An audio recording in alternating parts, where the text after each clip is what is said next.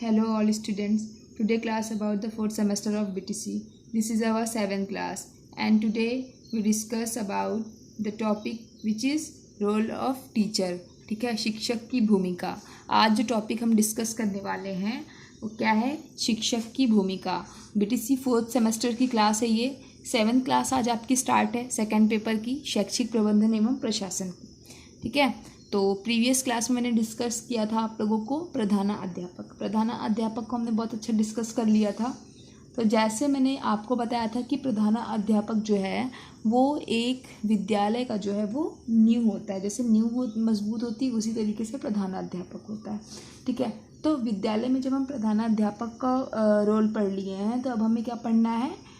शिक्षक का रोल. ठीक है, तो जैसे कि प्रधानाध्यापक का मैंने बताया था आपको कि वो एक नींव के समान होता है.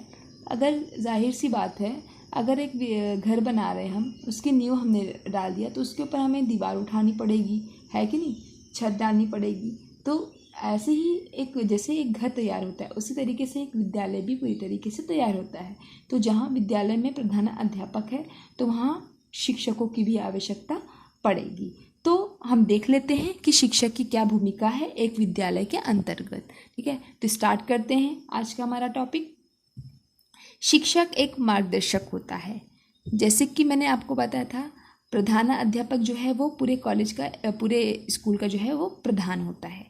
इसी तरीके से शिक्षक जो होता है वो विद्यालय में जो शिक्षक की भूमिका होती है वो एक मार्गदर्शक के रूप में होता है. ठीक है, जिसे हम सलाहकार भी बोल सकते हैं, एडवाइज़र भी बोल सकते हैं. ठीक है, तो छात्रों को उनकी योग्यताओं तथा शक्ति का ज्ञान कराना. अभी हम देख रहे हैं कि शिक्षक जो है एक मार्गदर्शक होता है. तो शिक्षक के कार्य क्या होते हैं एक विद्यालय में, वो भी थोड़ा सा डिस्कस कर लेंगे हम. ठीक है, तो छात्रों को उनकी योग्यताओं तथा शक्ति का ज्ञान कराना ताकि वह अपनी क्षमताओं के अनुसार समाज के लिए योगदान दे सकें. तो एक शिक्षक का क्या कर्तव्य होता है कि वो छात्रों को जो है उनके अंदर जो उनकी क्वालिटीज़ होती हैं, विद्यार्थी के अंदर विद्यार्थी की क्वालिटीज़ जो होती हैं, जिन्हें बहुत से विद्यार्थी नहीं देख पाते हैं, नहीं समझ पाते हैं, जो उनके अंदर शक्ति होती है, तो उसका जो है उनकी क्षमता के अनुसार उसका जो है ज्ञान कराते हैं टीचर. एक शिक्षक जो है एक बालक को ज्ञान कराता है. जैसे कि एक टीचर मोटिवेट नहीं करता है कि नहीं, yes you can do it, आप ही कर सकते हो, भले से वो विद्यार्थी नहीं कर पा रहा है, लेकिन जब शिक्षक बोलता है तब वो विद्यार्थी के अंदर एक भावना उत्पन्न होती कि नहीं, टीचर बोला है, मे भी हम कर सकते हैं. तो जैसे बहुत से विद्यार्थी होते हैं वो हेजिटेशन फील करते हैं, बट उनके अंदर वो क्वालिटीज़ होती है. तो एक टीचर का जो कर्तव्य होता है, वो कार्य जो होता है वो ये होता है कि बालक के अंदर जो क्वालिटीज़ होती हैं, जो योग्यता होती है, जो शक्ति होती है, वो उसकी जो है उनका ज्ञान कराना. किस लिए? ताकि उस ज्ञान का जो है वो प्रयोग कर उसके बदौलत जो है प्रयोग कर वो समाज के हित में कार्य कर सके, अपना योगदान जो है समाज के लिए दे सके. ठीक है, आगे देखते हैं. छात्रों को शारीरिक, मानसिक, भावनात्मक एवं सामाजिक प्रगति में इस प्रकार सहायता देना कि वह अपने वातावरण के साथ संतोषजनक ढंग से समायोजित हो सके. वातावरण बहुत ही ज़्यादा इम्पॉर्टेंट है.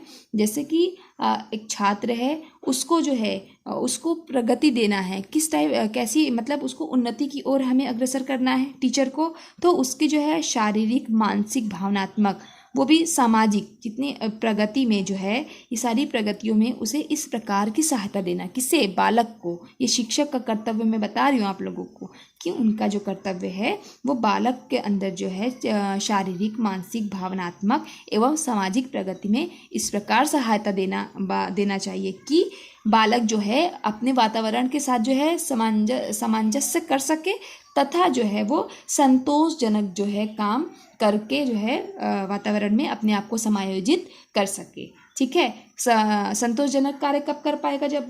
जब जो है टीचर जो है उसके साथ साथ जो है हेल्प करेगा, मार्गदर्शक के रूप में खड़ा रहेगा, उसकी जो है टीचर की बालक की सहायता करेगा. ठीक है, तो उसके बाद में थोड़ा सा और डिस्कस कर लेते हैं हम लोग शिक्षक के बारे में. शिक्षक की भूमिका जो होती है आप लोगों को तो पता ही है, जैसे मैंने आप लोगों को बताया कि प्रधानाध्यापक जो है वो प्रधान होता है. तो इसी तरीके से जो है शिक्षक जो होता है वो अपने आप में एक नेता होता है. ठीक है। अब आप कहेंगे मैम नेता क्यों कह रही हैं? जैसे एक नेता का काम क्या होता है? लीड करना।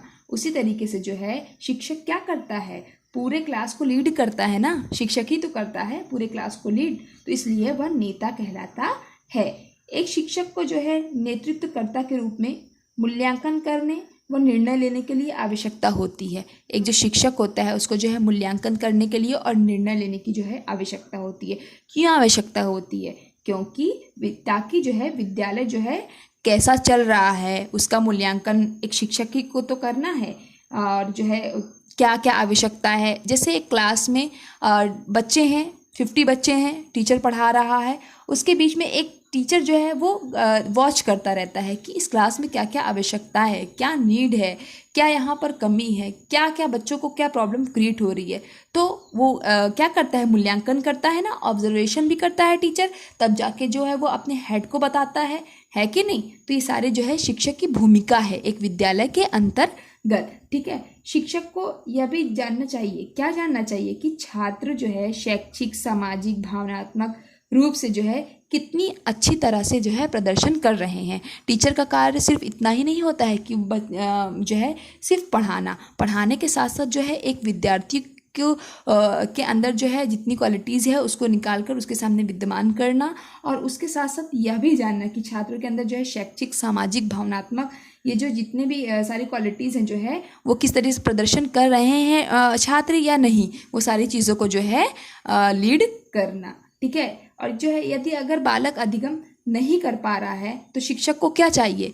एक शिक्षक को का कर्तव्य ये भी है कि बालकों को जो है देखना, और उसके साथ साथ जो है क्या मतलब एक शिक्षार्थी है वो अधिगम क्यों नहीं कर पा रहा है, तो टीचर को ये नहीं चाहिए कि उसे डांटे। ठीक है, ये शिक्षक का कर्तव्य नहीं है। टीचर को चाहिए कि सहानुभूति की सहायता से, सहानुभूति, प्रेम की सहायता से जो है बालकों में न्याय, प्रियता, देशभक्ति की भावना उत्पन्न करे। सहानुभूति दिखाएंगे टीचर तभी जाके जो है एक बालक के अंदर जो है वो न्याय, प्रियता, देशभक्ति आदि का जो है विकास होगा। इसी तरीके से तो विकास होगा जब टीचर जो है प्रेम से बच्चों को समझाएंगे और सहानुभूति से समझाएंगे और पूरी क्लास को तो हम आज जैसा कि हम आज आपको समझाएं कि शिक्षक की क्या क्या भूमिका होती है, बहुत अहम भूमिका होती है। जिस प्रकार से एक प्रधानाध्यापक की भूमिका होती, उसी प्रकार से एक विद्यालय को पूर्ण करने के लिए शिक्षक की भी आवश्यकता होती है। ठीक है। और एक विद्यार्थी के जीवन में एक शिक्षक की महत्वपूर्ण भूमिका है। ठीक है। तो आज के लिए इतना ही, मिलते हैं नेक्स्ट क्लास में। Thank you class.